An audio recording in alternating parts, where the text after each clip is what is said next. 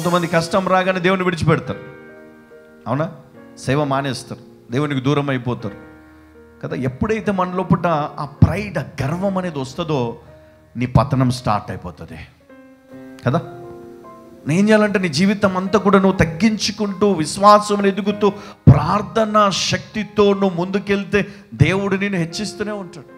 అమ్మ, మనకు తెలియకుండానే అపవాది మనలో గర్వాన్ని తీసుకొని వస్తాడు. ఈ గర్వం ఎంత పని చేస్తుంది తెలుసా? నీకున్నదంతా కూడా తీసివేయబడుతుంది. హల్లెలూయా. దేవుడు నీకు ఇచ్చాడు ఛాన్స్ కదా, దేవుడు నీకు ఇచ్చాడు ఆ యొక్క అవకాశము నీకున్నది. కాబట్టి నువ్వేం చేయాలి? దేవునికి నమ్మకస్తురాలుగా నువ్వు ఉండు. ఇచ్చాడా ఇయ్యలేదా? ఇచ్చాడు. దేవుడు నాకు ఇచ్చాడు. అయ్యా, మరి నువ్వు సేవ్ చేయాలా? చేస్తా. ఎట్లా చేస్తావు? నమ్మకంగా చేస్తా. ఎంతవరకు చేస్తావు? చచ్చిపోయేదాకా చేస్తా.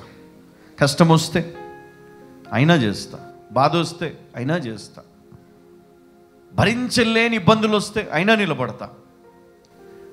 ఇప్పటిదాకా చాలా నిలబడ్డామండి. ఇప్పటిదాకా చాలా, నిజంగా చెప్తున్నాను, చాలా నేను అలసిపోయినాను. కానీ ఎప్పటికప్పుడు దేవుడు శక్తిని ఇస్తా ఉన్నాడు. ఎప్పటికప్పుడు దేవుడు బలపరుస్తూనే ఉన్నాడు. నాకు ఆశ ఒకటే, ఏంటో తెలుసా? సంఘములో ఉన్న వారందరూ కూడా గొప్ప విశ్వాసులుగా దేవుడు గుర్తించాలని. హల్లెలూయా కదా. బాధ వచ్చినా, ఇబ్బంది వచ్చినా మనము ఎస్కేప్ అవ్వద్దు, నిలబడాలా. అందుకే ఇక్కడ ఒక మాట ఉంది చూడండి, చెరసాలలో ఉన్నవారి మూలుగులను వినుటకును, చావునకు విధింపబడిన వారిని విడిపించుటకును. హల్లెలూయా కదా. ఆయన ఆకాశము నుండి భూమికి దృష్టించననియు, వచ్చుతరము అంటే సంఘయుగము, వచ్చేదంతా కూడా ఇప్పుడు సంఘయుగమే. దాన్ని ఏమన్నాడు ఇక్కడ? ఆయన తన ఉన్నతమైన పరిశుద్ధాలయము నుండి వంగి చూచెననియు, ఆకాశము నుండి భూమిని దృష్టించెననియు. ఎక్కడంట? ఆకాశము నుండి భూమిని దృష్టించననియు, వచ్చుతరము తెలుసుకొనున్నట్లుగా ఇది వ్రాయబడవలెను. హల్లెలూయా. ఈరోజు మన జీవితం, మన తర్వాత వచ్చే తరముల వారికి ఎట్లా ఉండాలంటే, అది ఒక మార్గంగా ఉండాల. మనం ఏదైతే నేర్పిస్తామో అదే నేర్చుకుంటారు పిల్లలు. మనం అన్నీ నేర్పిస్తాం, కానీ దేవుణ్ణి మట్టుకు పరిచయం చేయము. డబ్బులు కావాలా? ఇస్తావు. బట్టలు కావాలా? ఇస్తావు. మంచి స్కూల్, మంచి కాలేజ్, ఇంకేం కావాలా? అన్నీ ఇస్తావు. దేవుణ్ణి ఇవ్వను. కానీ ఎవరైతే దేవుణ్ణి కూడా వారికి ఇస్తారో, దేవునిలో ఎవరైతే పెంచుతారో పిల్లల్ని, వారి తరతరంలో నిలబడతాయండి ఈ లోకంలో చివరి వరకు. ఎందుకంటే పర్పస్ ఉంది, ఖచ్చితంగా కారణం ఉంది. అయ్యా, ఎందుకు వీరిని ఆశీర్వదించావు, ఎందుకు వీరిని హెచ్చించావు, ఎందుకు వీరు ఉన్నారు ఇంకా? ఎందుకంటే ఇదిగో వీరి తండ్రి ఈ విధంగా జీవించి వీళ్ళను ఈ విధంగా నాకు అప్పగించాడు, కాబట్టి నేను వారి తరతరములకు తోడై ఉంటానంటాడు దేవుడు. హల్లెలూయా, హల్లెలూయా.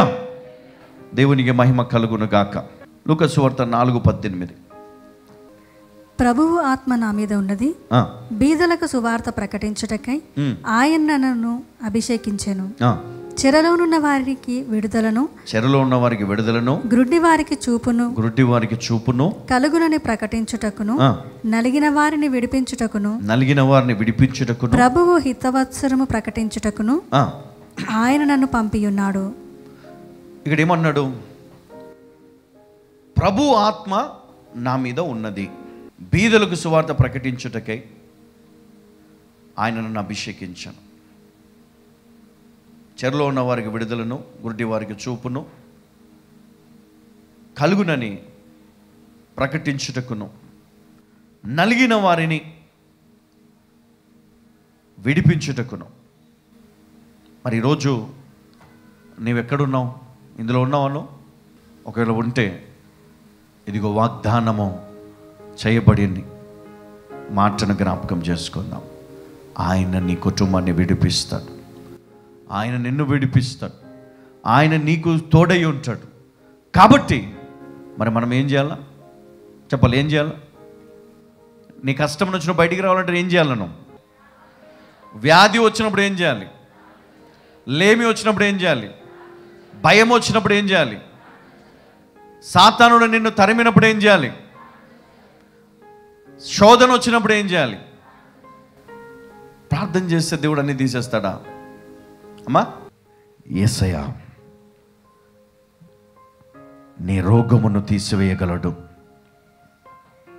నీలో ఉన్న భయమును తీసివేయగలడు, నీలో ఉన్న చీకటి శక్తుల నుండి విడుదల ఇవ్వగలడు, నీ పాపాన్ని కడిగి వేయగలడు, నిన్ను పరిశుద్ధంగా మార్చగలడు, నిన్ను నీతిమంతుని నిలబెట్టగలడు, నీ తరతరములను కూడా ఆయన అభిషేకముతో ప్రత్యేకపరచగలడు.